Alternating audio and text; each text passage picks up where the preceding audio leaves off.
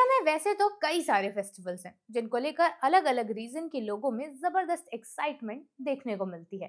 कहीं दिवाली पर लाइट्स की लड़ियां चमकती हैं, कहीं ईद पर सेवैया बनती है, कहीं पोंगल पर खेतों की खुशबू आती है, तो कहीं बिहू पर ढोल की थाप।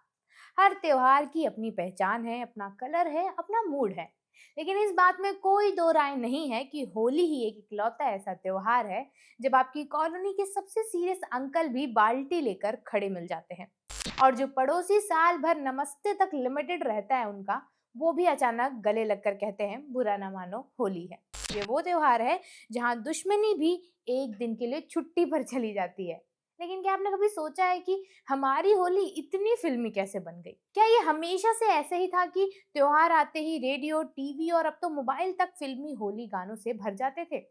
या फिर किसी ने एक दिन सोचा था कि क्यों ना इस रंगीन त्योहार को पर्दे पर यानी सिनेमा पर उतारा जाए? आज मैं आपको बताऊंगी कि फिल्मों में कैसे एक मुस्लिम डायरेक्टर ने होली को इंट्रोड्यूस करवाया था। हाय, मेरा नाम है अनु और आप देख रहे हैं बजट बट्टू एंटरटेनमेंट पर मास्टर शॉट। होली आते ही हमारे दिमाग में सबसे पहले क्या बजता है, मतलब क्या दिखता है? ऑब्वियसली रंग, गुजिया, फिल्मी गाने जिन पर आप झूम सके, यही ना। ये है होली का स्टार्टर पैक। इतना बोलते बोलते तो आपने भी अपने बैकग्राउंड में कोई ना कोई फिल्मी गाना सोच ही लिया होगा। मोस्ट प्रोबेबली बलम पिचकारी। कोई रंग बरसे गा रहा होगा, कोई बलम पिचकारी पर रील बनाएगा, कोई ऐसा भी होता है जो सुर से बाहर जाकर भी पूरे कॉन्फिडेंस में चिल्ला रहा होता है, क्योंकि होली पर सुर की नहीं जोश की वैल्यू होती है। पर हमारी होली हमेशा से थोड़ी इतनी फिल्मी थी। क्या लगता है आपको? 50-60 साल पहले भी लोग ऐसे ही फिल्मी गानों पर रंग उड़ाते थे? या फिर किसी ने कभी सिनेमा के पर्दे पर पहली बार होली खेली और हम सब ने उसे कॉपी कर लिया? चलिए सुनाती हूँ इंटरेस्टिंग कहानी। साल था 1932। सिनेमा अभी जवान हो रहा था, आवाज आ चुकी थी, लेकिन स्क्रीन अब भी ब्लैक एंड व्हाइट ही थी। उसी दौर में एक फिल्म आई, गुलरू जरीना। इस फिल्म के डायरेक्टर थे जे मदन। और यहीं से हिस्ट्री का पहला चैप्टर खुलता है, होली का पहला चैप्टर। क्योंकि इस फिल्म में शामिल था हिंदी सिनेमा का पहला होली का गाना, हो रही मुझे खेलने को टेसू मंगा दे। सोचिए 1932 में होली का गाना फिल्म में आना कितनी बड़ी बात रही होगी। उस समय फिल्मों के गाने तो थे, लेकिन त्योहार को इस तरह से कहानी में शामिल करना नया एक्सपेरिमेंट था। दर्शकों ने गाने को खूब पसंद किया, लेकिन एक छोटी सी दिक्कत थी। गाना होली का था पर रंग नजर नहीं आ रहे थे। सब कुछ ब्लैक एंड व्हाइट था। इससे हुआ ये कि होली के गानों का फील लोगों तक पहुंच ही नहीं पाया। सोचकर देखिए, लोग थिएटर में बैठे हैं, स्क्रीन पर लोग होली खेल रहे हैं, लेकिन गुलाल का रंग आप सिर्फ दिमाग में ही इमेजिन कर पा रहे हैं। शायद दर्शकों ने मन ही मन में कहा होगा, गाना तो बढ़िया है पर थोड़ा रंग भी दिखा देते। यही वो दौर था जब सिनेमा सीख रहा था कि इमोशंस को कैसे दिखाया जाए। होली जैसे त्योहार में जो मस्ती, शरारत और सामाजिक मेलजोल दिखता है, उसे फिल्म में डालना आसान काम नहीं था। फिर भी गुल्लू जरीना ने बीज बो दिया था, लेकिन असली पौधा उगा कुछ साल बाद। और यहाँ एंट्री होती है उस शख्स की जिसका नाम होली की फिल्म इतिहास में गोल्डन अक्षरों में लिखा जाना चाहिए, महबूब खान। साल 1940 में महबूब खान ने फिल्म बनाई औरत। ये फिल्म अपने सोशल टॉपिक और इमोशनल स्टोरी के लिए जानी जाती है, लेकिन इसमें डाला गया होली का गाना जमुना तट पर खेलो होली ने अलग ही धूम मचा दी। फर्क क्या था?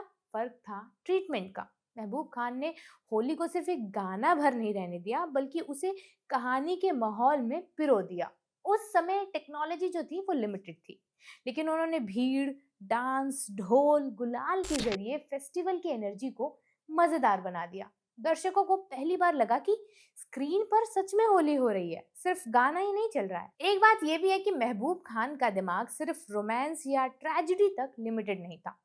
वो समझते थे कि भारतीय समाज में त्योहार कितने बड़े इमोशनल एंकर होते हैं। होली में रिश्तों की गर्माहट छुपी हुई होती है, मोहब्बत छिपी हुई होती है, सामाजिक टकराव, सब कुछ एक साथ दिखाया जा सकता है। और उन्होंने यही किया। औरत फिल्म की सक्सेस के बाद उन्होंने ये साबित कर दिया कि होली के गाने सिर्फ रंग बिरंगे ब्रेक नहीं हैं, बल्कि कहानी को आगे बढ़ाने का मजबूत जरिया भी बन सकते हैं। इसके बाद महबूब खान ने इस ट्रेंड को और आगे जारी रखा। 1952 में आई उनकी फिल्म आन। ये फिल्म ग्रैंडनेस के लिए जानी जाती है, और इसमें शामिल होली के गीत खेलो रंग हमारे संग ने दर्शकों को फिर से झूमने पर मजबूर कर दिया। इस गाने को फिल्माया गया था दिलीप कुमार और निम्मी पर। दिलीप कुमार उस दौर के ट्रेजेडी किंग माने जाते थे, लेकिन होली के रंगों में भी उनका करिश्मा कम नहीं था। गाने में रोमांस था, मस्ती थी, सिनेमैटिक ग्रैंडियर भी था। उस समय रंगीन फिल्मों का दौर भी शुरू हो चुका था और आन अपने टेक्निकल ग्रैंडनेस के लिए भी चर्चित रहे। होली के इस गाने ने त्योहार के मौसम में धूम मचा दी। बिना किसी डिजिटल प्रमोशन के, बिना किसी ट्रेंडिंग हैशटैग के, सिर्फ रेडियो रिकॉर्ड और लोगों की जुबान से गाना घर घर पहुंच गया। महबूब खान यही नहीं रुके। 1957 में आई उनकी सबसे चर्चित फिल्म मदर इंडिया। ये फिल्म भारतीय सिनेमा की मील का पत्थर मानी जाती है। इसमें शामिल होली के गीत होली आई रे कन्हाई ने एक बार फिर दिखा दिया कि त्योहार को कहानी के साथ कैसे जोड़ा जाता है। मदर इंडिया गांव के बैकग्राउंड पर बेस्ड थी और होली का सीन सिर्फ रंग खेलने का मौका नहीं था। ये गांव की कलेक्टिव फीलिंग, सामाजिक रिश्तों और आने वाले स्ट्रगल का सिग्नल भी था।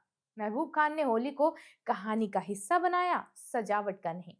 ये उनकी खासियत थी। अब आज के दौर में होली गाना देखे तो कई बार वो सिर्फ मार्केटिंग टूल बन जाता है। फिल्म रिलीज से पहले एक रंगीन गाना डाल दो ताकि त्योहार के साथ फिल्म का नाम भी ट्रेंड करे।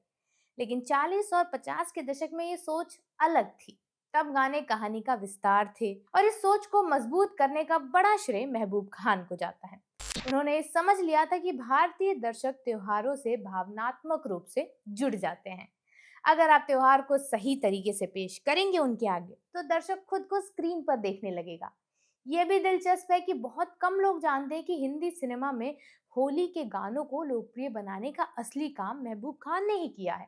हम अक्सर बाद के सुपरहिट गानों की बात करते हैं, लेकिन जड़ों तक कम ही पहुंचते हैं। गुलरू जरीना ने शुरुआत की, लेकिन औरत, आन और मदर इंडिया ने इस परंपरा को मजबूत किया। यही वजह है कि बाद में आने वाले फिल्मकारों ने भी होली को कहानी में जगह देना शुरू किया। धीरे धीरे ये एक तरह की सिनेमाई परंपरा बनती गई। आज जब हम होली पर फिल्मी गाने के बिना त्योहार की कल्पना नहीं कर सकते, तो कहीं ना कहीं हमें उस दौर को भी याद करना चाहिए जब ये सब शुरू हुआ था। ना सोशल मीडिया था, ना डिजिटल प्रमोशन था, फिर भी गाने लोगों के दिलों तक पहुंच जाया करते थे, क्योंकि उनमें सच्चाई और भावना दोनों हुआ करती थी। महबूब खान जैसे फिल्मकारों ने त्योहार को सिर्फ सेलिब्रेशन नहीं बल्कि कहानी कहने का जरिया बना लिया। तो इस होली जब आप रंगों में सराबोर हों, डीजे की धुन पर कूद रहे हों या फिर घर की छत पर परिवार के साथ गाना गा रहे हों, तो एक बार ये जरूर सोचिएगा कि इस फिल्मी परंपरा की जड़ें कितनी पुरानी हैं। 1932 से शुरू हुई ये जर्नी 40 और 50 के दशक में मजबूत हुई और आज तक चली आ रही है। होली के गाने सिर्फ एंटरटेनमेंट नहीं है, वो सिनेमा और समाज के रिश्ते की कहानी भी सुनाते हैं। और हाँ, अगली बार जब कोई पूछे कि फिल्मों में होली के गानों की शुरुआत कब हुई, तो सिर्फ मुस्कुराइए और बताइए कि कहानी बहुत पुरानी है, जब स्क्रीन पर रंग ही नहीं थे, लेकिन फिल्मकारों के दिमाग में पूरे इंद्रधनुष बसते थे। यही हिंदी सिनेमा की खूबसूरती है, जहाँ रंग पहले सोच में आते हैं, फिर पर्दे पर उतरते हैं। होली और होली के गानों से जुड़ी ये फिल्मी कहानी आपको कैसी लगी? कमेंट सेक्शन में बताइएगा और वीडियो पसंद आया है तो अपने दोस्तों में इस वीडियो को शेयर जरूर करिएगा, ताकि होली से जुड़ी ये कहानी वो भी जान सकें।